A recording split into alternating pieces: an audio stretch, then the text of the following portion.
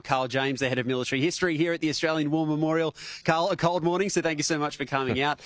Normally today we would see, say for example, the Prime Minister is here. Today he's not, he's in Kokoda. He's alongside the Prime Minister of Papua New Guinea, walking part of the Kokoda Trail. He's been there this morning.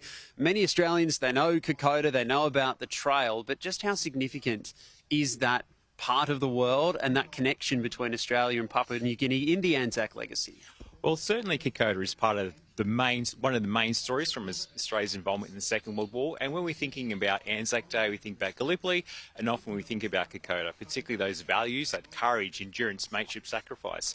Those words or those attributes engraved on the Isarava Memorial, a big part of what we think about, what we commemorate to be what it means to be Australian. So it's hugely significant. And to have Prime Minister walk a length of the Kokoda Trail, it's pretty impressive. For many Australians, particularly younger generations, one of the more recent interactions they might have had with the Anzac legacy came from Afghanistan, one of Australia's longest military conflicts or involvements in a military conflict.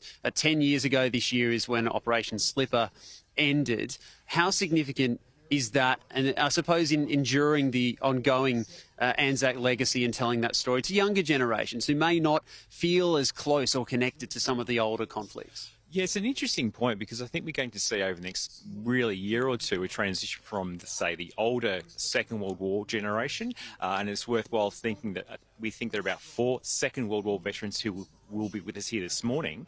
So they're very much the older vanguard of the Anzac legacy. But now I think we're going to see transition to younger veterans from Iraq and Afghanistan, who are really, when we say younger, mid-40s, prime of life, to be honest. But that's when you look around today, look at the medals, those servicemen and those servicewomen. They are from Iraq, they're from Afghanistan, they're from Timor. And in reality, we've had about 100,000 veterans from the last 20 years or so. And so they, I think, will be the people who will see looking into the future. And even within themselves, they now have that senior leadership within ADF. Many of our Iraq and Afghanistan veterans have transitioned out, but those who still remain in the ADF, they provide that backbone of operational experience for a lot younger men and women who are serving in the ADF today. And just finally, Karl, on education, I spoke to a young man earlier from Newcastle. He wore his great-granddad's medals. He says he does it every year. There was a young girl who'd be no more than 10 who was wearing her mother's medals as well. How significant is the education process in ensuring that the stories keep getting told, that those who've made the sacrifices don't be forgotten as those years go on?